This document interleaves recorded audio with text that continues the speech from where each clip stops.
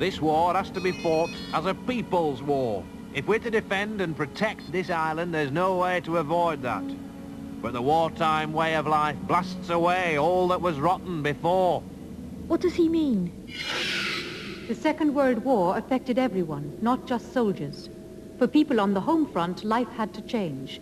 And people like Priestley hoped this would be the start of even bigger changes. Like what? Might I suggest you begin with Britain in the 1930s? All right. Have you ever walked among the vales and hills of England's green and pleasant land? This England, which has inspired the poets for centuries past, but sometimes we are apt to forget that only a small proportion of England's people live in lovely old houses in perfect surroundings such as these. What is this? The Great Crusade, a propaganda film made in 1936 that contrasted the comfort of middle-class England with the misery of life in the slums. The three youngsters share the bed, but Molly has to sleep on the floor. She used to be frightened by the scuffling of the rats at night, only a few feet away from her, but now she's got used to them. Were things really this bad? No, not for everyone. But the film is just one source of information that highlights the very real divisions that did exist in 1930s Britain. Your life and opportunities depended on whether you were rich or poor, unemployed or employed, lived in the town or country, whether you were a man or a woman. So the war changed all of this? It's not that simple. Some things changed, some stayed the same. But the war pulled everyone together and gave many the chance to do things that they would never have dreamed of. September 1938, and Hitler has invaded Czechoslovakia. Over here, Britain is awakening to the drastic need for air raid preparedness. Trenches are dug, gas masks step up production, and here's a scene that sums up this grim chapter in our history. But don't let's be satisfied with these pictures of the other fella coming forward. We all know the risk, death in its most ghastly garb. So listen well to your Home Secretary, Sir Samuel Hoare. Come along to help us to make your country and your homes as safe as we can make them. Things don't sound too good. The rise of the bomber had changed the face of modern warfare. In Manchuria, in Abyssinia, in Spain, civilians had suffered terrible casualties. It now seemed as dangerous to stay at home as to enlist and fight in the front line. First pictures from the Basque Republic of the holy city of Guernica, scene of the most terrible air raid our modern history yet can boast. Hundreds were killed here, men, women and children. 4,000 bombs were dropped out of a blue sky into a hell that raged unchecked for 5 murderous hours.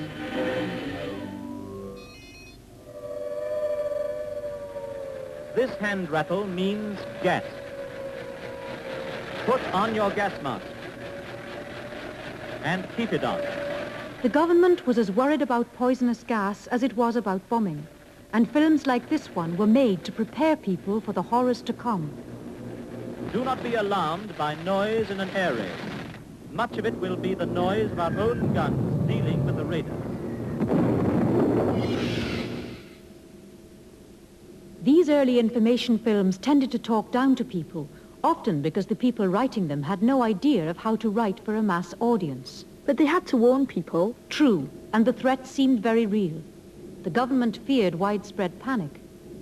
Give me the outbreak of war. September 1939. Windows are darkened to render blackout complete. Anderson shelters stocked. Even the inmates of the city zoos have been moved to safety. On the whole, Britain has taken the declaration of war quietly enough. But how about this jolly scene, captured recently at a dance hall in Streatham?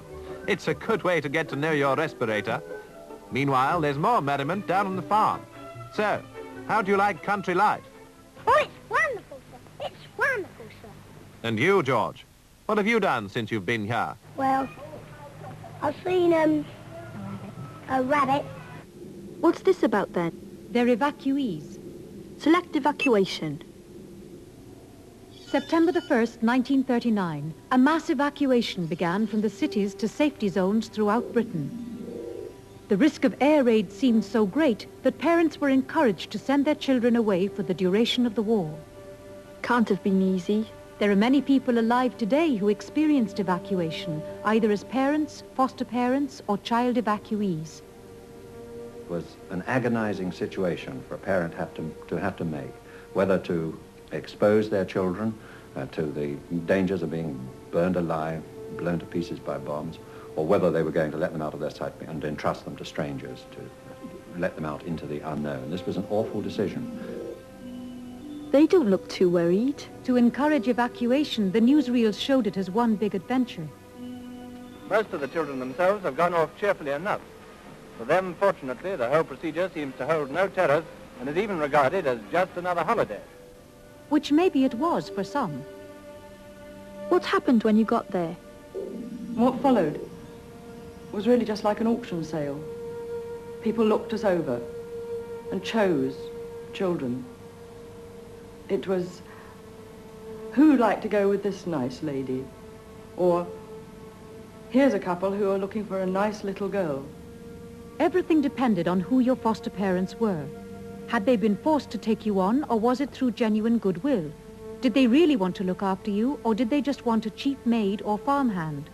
No real effort was made to match evacuees with their hosts, and there were misunderstandings. I think all London teachers resented the assumption, the very smug assumption that tended to be made by many villagers that every child who came from London must come from a slum and be neglected by its parents, and above all that they were dirty. On the first evening with the new family, my new foster mother said to me, "Are you church or chapel?" And very cautiously I said, "Which are you?"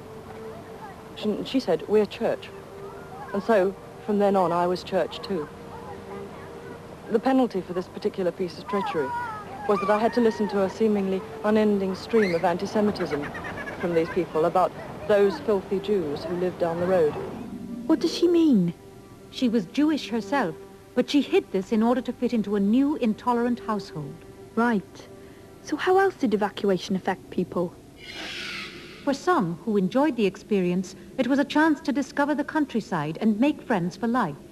Others found it more difficult. But at least by bringing people together, people of very different backgrounds, society was facing up to divisions so often ignored. September 1940, and I suppose we shall all remember the emotions of this heady summer, what our new Prime Minister called our darkest hour, when it seemed that any day we might be invaded by the Nazi hordes. But we weren't downhearted. We patrolled and waited. We drilled and waited. We worked and waited. Waited for the terror we knew was coming. Then it came. This was the sound that became part of the daily life of every man, woman and child in Britain. What's going on? The German bombing of British cities, later called the Blitz. Select.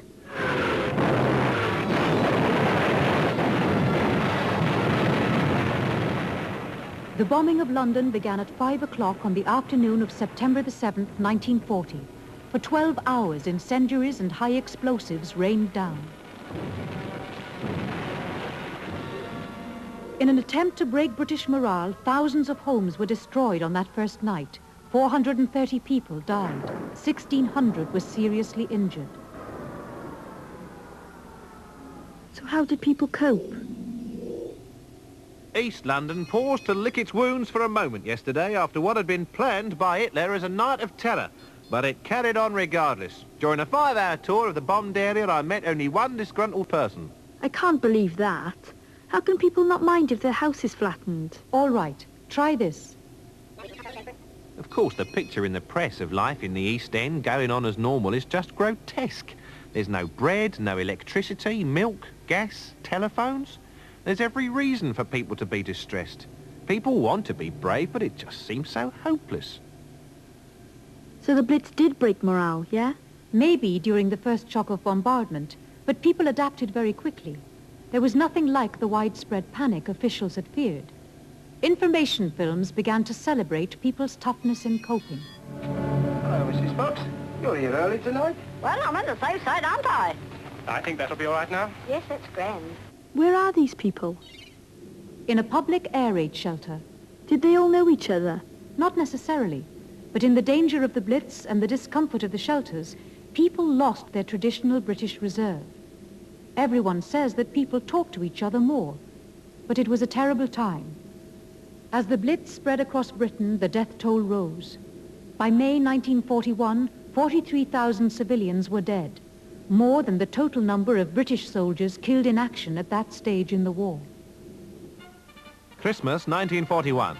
For those of you who see the newsreels regularly, here's one story that's becoming a serial. The story of the British convoys that trudged through the seas by day and night, lashed by bombs and machine gun fire, to bring us the vital supplies of food and raw materials we need in these belt-tightening times. Yet their selfless work is being undermined by the racketeers of the black market. Here's Lord Woolton, Minister for Food. There must be no dirty fingers in the people's food. That's right. And food cheats are the enemies of the people. Now, time to think practical. Are you lacking coupons for new clothes? Why not get together with your friends and form a make, do and mend group? Then you can all help each other. And always remember our household hints. Stop that tap from dripping. Don't waste gas by leaving the kettle boiling. And don't cut the string. Untie the knot and don't throw it away. Did they really save bits of string? It was no joke. German blockades and war production in the factories meant shortages of basic necessities, clothes, fuel, food. People were urged to make the most of every available resource. Do you like standing in a queue for your vegetables, or do you think it's tiring and a waste of valuable time? Do you ever find your long wait has been useless, that supplies of what you want have run out before your turn comes? It's not the greengrocer's fault, it's up to you. Dig for victory. Common land, private gardens, even golf courses. Every available space had to be used to grow food. Then came step 2, making the most nutritious use of what you'd grown. Now it says you cook for 10 to 15 minutes in a cupful of water. Oh, Arthur, I can't get in a cupful of water. Not you. You don't get into a cupful of water. Put the cabbage in a cupful of water. I can't get the perishing cabbage in a cup of water. No. You put the cabbage and the cup of water in the saucepan. But many foods could only be bought in shops, and shortages threatened rising prices. This was obviously unfair. The rich could buy what they needed, the poor would get nothing. So the government introduced the ration book, which controlled the amount of meat, cheese, eggs, sugar, and so on that each individual could buy. Before the war, I used to pride myself on my homemade cakes. But now, because of the fat ration, I can only bake them once a week. Then take sugar. We used to like our tea sweet and strong. But now Dad and I take it without sugar, so that Jimmy can have enough for his breakfast cereal. Did people have enough? Mealtimes were dull and unexciting, but surprisingly, a controlled diet actually improved the nation's health. In what way? Pre-war surveys showed that a quarter of the population was undernourished. Rationing guaranteed a regular supply of basic nutrients. It also treated everyone the same. And though the rich found ways to get round the ration, this basic principle, equality, was stressed again and again by those looking forwards to a post-war Britain. History will regard 1942 as the birth date of a new social era. So William Beveridge has published his report. It's a vision of the future, a vision of security from the cradle to the grave. The security plan is only a first step. I hope you'll take it. We will, Sir William, and harvest the rich possibilities in store. To win this war, we abolished unemployment. We even mobilized our women. Should we sit by in peacetime and let the scourge of unemployment return? Was women working so unusual? Work had been available for single women, mostly in the textile industries, clerical work, and domestic service. Low-status jobs for about half the equivalent male wage. But even that stopped on marriage. From then on, work meant housework. The war changed all that.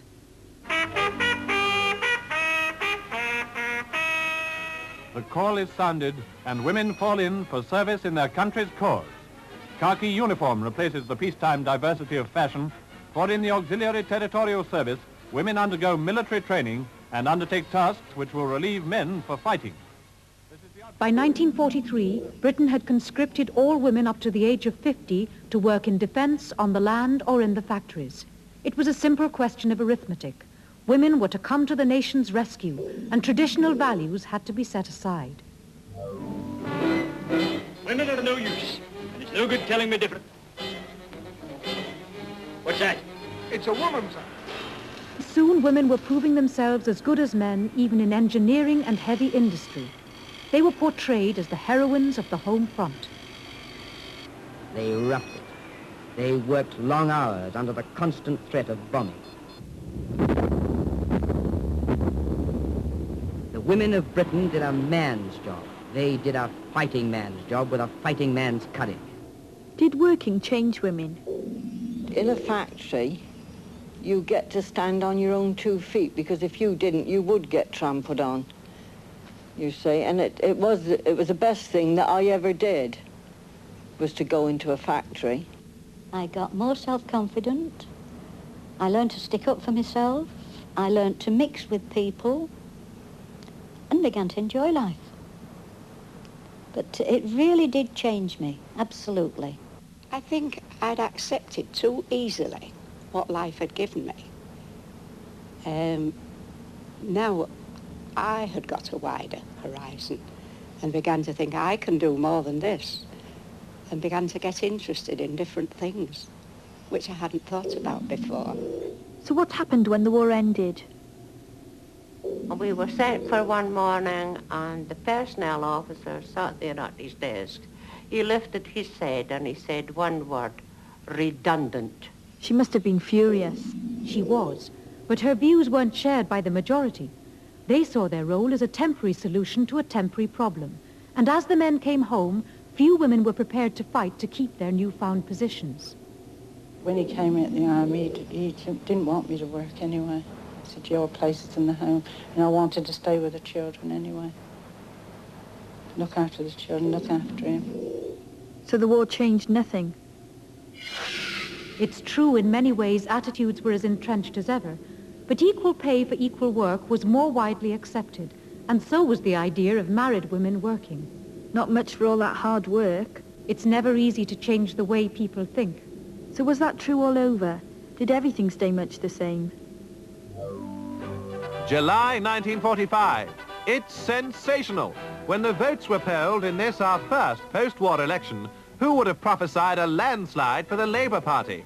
But it's official, and that means bye-bye to that fine statesman Winston Churchill.